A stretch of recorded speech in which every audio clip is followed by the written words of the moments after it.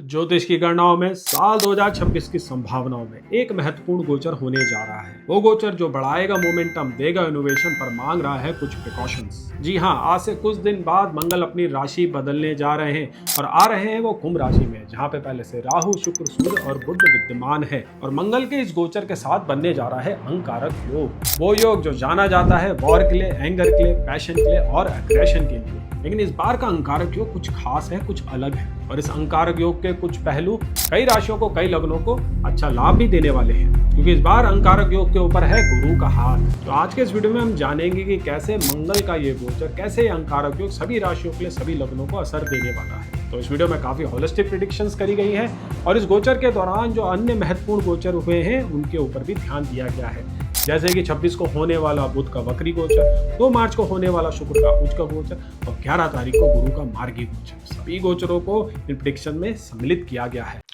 अब देखिए स्कॉर्पियो राशि के केस में क्या हो रहा है। स्कॉर्पियो राशि वाले, आपके लिए मंगल जो है लग्नेश और 6th हाउस लॉर्ड है, तो मंगल आपके लिए मोस्ट इंपॉर्टेंट प्लैनेट हो जाते हैं। अब वो आपके 4th हाउस में आएंगे, वहाँ पे पहले से राहु है, वहाँ पे शुक्र भी है, वहाँ पे बुध भी है और वहाँ पे सूर्य भी है। तो आपके 4th हाउस के ऊपर ना काफ़ी प्रेशर सा बना हुआ होगा। तो आपने नोटिस किया होगा पिछले कुछ समय से आप ओवर थिंकिंग बहुत कर रहे होंगे, खासकर अपने एनवायरनमेंट के अराउंड, अपने घर के अराउंड, अपने कैरियर के अराउंड, और कुछ लोगों की चिंता अपने गैजेट्स और गाड़ी के अराउंड भी हो रही होगी, क्योंकि 4th हाउस इन्हीं सिग्निफिकेशंस को दिखाता है। और हाँ, 4th हाउस में मदर भी आता है, तो मदर से अनबन भी हुई होगी या मदर के हेल्थ पे कोई इशू आया होगा। अब मार्स देखिए आपके 4th हाउस में आएंगे, मार्स 4th हाउस में थोड़े से कमजोर हो जाते हैं, उनका दिग्बल लूज हो जाता है। तो मार्स यहाँ पे आके क्या होगा ना, राहु के द्वारा डोमिनेट हो जाएगा, इवन वीनस भी उसको डोमिनेट करेगा, इवन सन से भी स्लाइट अफ्लिक्शन उनके ऊपर आने वाली है। इवन दो सन आपके 10th हाउस लॉर्ड है, कैरियर के ही घर को देख रहे हैं, लेकिन आपका लग्नेश 4th हाउस में बड़ा ही कमजोर होने वाला है। तो क्या परिणाम हो सकते हैं इसके? देखिए, सबसे पहले तो क्या होगा, आपको नींद की समस्या होते हुए दिख रही है। अब आप पूछिए क्यों? 4th हाउस मेंटल हेल्थ का नेचुरल हाउस होता है। यहाँ से मंगल ना 12th हाउस को भी देखने वाले हैं, जहाँ पे लीब्रा साइन राइज होता है। तो ये ओवर थिंकिंग क्या है ना, आपको नींद का इशू क्रिएट करने वाली है। आप काफ़ी ज़्यादा जो है ना एरर प्रोन हो जाएंगे।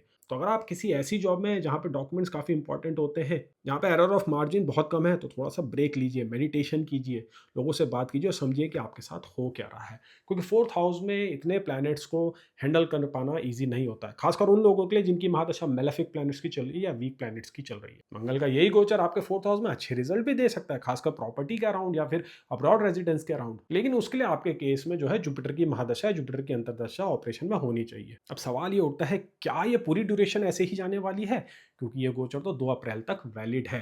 मेरा आंसर रहेगा नहीं। जो एक्सट्रीम डेंजर का टाइम है, जो एक्सट्रीम प्रिकॉशन का टाइम है, वो 23 फरवरी से लेकर 5 मार्च के बीच में है। अब आप पूछिए ऐसा क्यों? क्योंकि फरवरी के एंड में बुध जो आपके लिए मोस्ट मैलेफिक प्लैनेट है, जो 8th हाउस लॉर्ड है, वो वक्री हो जाएंगे। अब 8th हाउस लॉर्ड का 4th हाउस में वक्री होना प्रॉपर्टी के अराउंड इशू दिखाता है। अगेन फिर से आप ओवर थिंकिंग करने लग जाएंगे, एंग्जाइटी रिलेटेड इश्यूज भी क्रिएट होते हैं। मैं यहाँ पे आपको डरा नहीं रहा हूँ, मैं आपको वास्तविकता से अवगत करा रहा हूँ। बहुत ही टेक्निकल डिटेल है ये। तो जितनी भी प्रिडिक्शन की गई है वहाँ पे मैं आपको बता रहा हूँ कि कौन सा हाउस लॉर्ड इन्वॉल्व है, कौन सा प्लैनेट इन्वॉल्व है। यहाँ पे और लोगों की तरह सिर्फ रिलेटिविटी क्रिएट करने के लिए बातें नहीं बनाई जा रही है।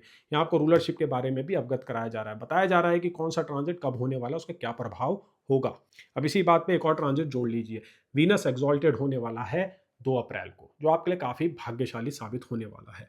वीनस आपके जो है ना 5th हाउस में आ जाएगा, लेकिन उसको कम से कम 3-4 दिन लगेंगे रिजल्ट दिखाने में। और वीनस और सैटर्न की युति हमेशा अच्छे रिजल्ट देती है, डिस्पाइट कोई भी असेंडेंट हो, कोई भी राशि हो। अब यहाँ से दोनों आपके 11th house of large gains पे देखेंगे, नेटवर्किंग पे देखेंगे, ड्रीम्स और डिजायर पे भी देखेंगे। वीनस में बहुत क्रिएटिव प्लैनेट है। 5th हाउस में रिलेशनशिप का राउंड अच्छे रिजल्ट देता है, पैसे बनाने की नई नई स्कीम भी लेके आता है, धन अर्जित करने के लिए बहुत अच्छा प्लेसमेंट होता है वीनस का एक्सॉलेशन 5th हाउस में। तो इस पीरियड में आपके ऊपर फुटेज आएगी। तो जो भी ग्लूमीनेस चल रही थी ना, जो भी नेगेटिविटी आपके मन में चल रही थी जब से ये साल शुरू हुआ है, वो वीनस दूर करेगा। वीनस उसकी एटलीस्ट शुरुआत तो करेगा। फिर उसके बाद बहुत ही एक बेहतरीन गोचर होगा, जो मंगल के जो ये नेगेटिव रिजल्ट है, अंगारक योग के नेगेटिव रिजल्ट है, उसको काउंटर करेगा।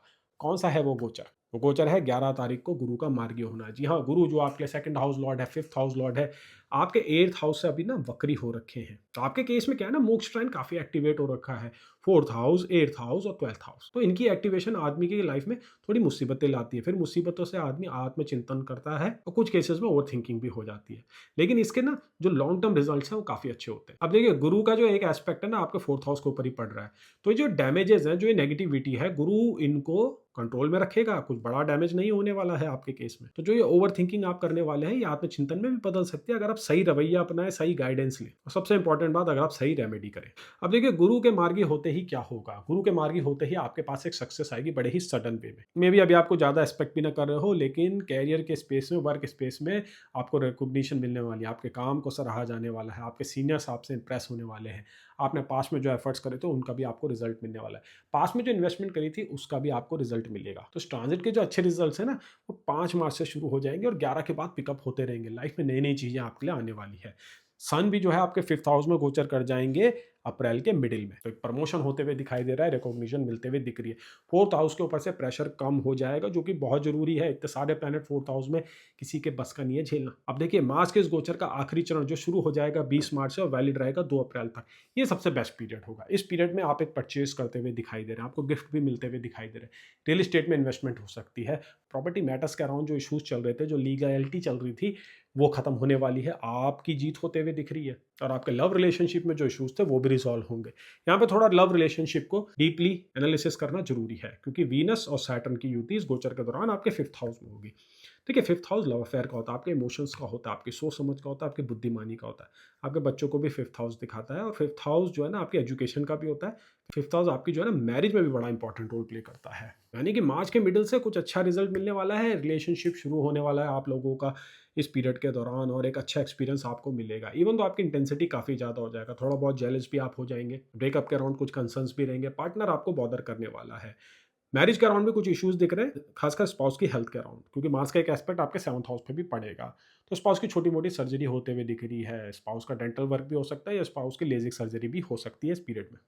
लेकिन बड़ा कुछ नेगेटिव घटित नहीं होगा, क्योंकि इन दी एंड मार्स आपके लिए असेंडेंट लॉर्ड है। वो नुकसान करने नहीं आया है, वो सिखाने आया है आप लोगों को। और वैसे भी इस ट्रांजिट के एक्सट्रीम रिजल्ट्स को जुपिटर कंट्रोल करने वाला है। जुपिटर एक लिमिट से ज़्यादा नेगेटिव रिजल्ट्स को बढ़ने नहीं देगा। आप समझते हैं रेमेडीज। रेमेडीज में आप क्या कर सकते हैं? रेमेडीज में देखिए, मैं आपको ये एडवाइस करूंगा कि गुरु जो आपके 8th हाउस में ना, अभी आपकी लक की चाबी लेके बैठे हुए हैं, तो गुरु का मजबूत कीजिए। गुरु को मजबूत करने के लिए आप श्री हरि की पूजा कीजिए, एकादशी के व्रत आप रख सकते हैं, या फिर अपने इंडेक्स फिंगर में एक अच्छी क्वालिटी का पुखराज धारण कर सकते हैं। यही गुरु जून के महीने में एक्सॉल्टेड होने वाला है, तो आपके ऊपर लक चमकने वाला है। सभी राशियों में, सभी लग्नों में गुरु का एक्सॉलेशन आप ही को अच्छे रिजल्ट देगा। तो उसकी तैयारी करने के लिए ये समय बहुत जरूरी है। ये मार्स 4th हाउस में आपको बहुत कुछ सिखाने वाला है, आपको तैयार करने वाला है। फ्यूचर में जो अच्छी अपॉर्चुनिटीज आने वाली हैं, उसके लिए मार्स आपको रेडी करेगा इस पीरियड में, मार्च के महीने में। तो अभी आपने देखा, समझा और जाना कैसा जाएगा वृश्चिक राशि वालों के लिए मार्स और राहु का यूनियन और मार्स का ये गोचर। आपको कोई भी क्वेश्चंस हैं, कोई भी आपके कमेंट हैं, आप उसको नीचे कमेंट सेक्शन में लिखिए, मैं जरूर जवाब दूंगा। कंसल्टेशन चाहिए तो आप मुझे व्हाट्सएप कर सकते हैं, या फिर आप मुझे ईमेल कर सकते हैं। चलिए बढ़ते हैं, अगली राशि का हाल जानते हैं, जो कि है धनु राशि।